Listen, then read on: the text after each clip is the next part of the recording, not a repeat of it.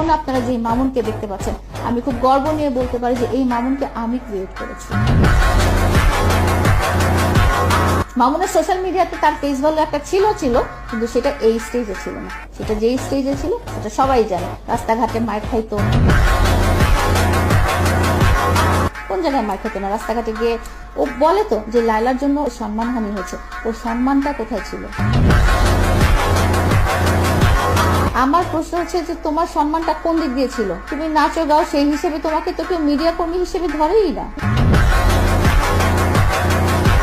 Main media কর্মী না। তুমি লাইকিতে নাচো গাও, সেই হিসেবে তুমি যখনই রাস্তায় বের হও তোমার লোকজন পিটাইতে আসে,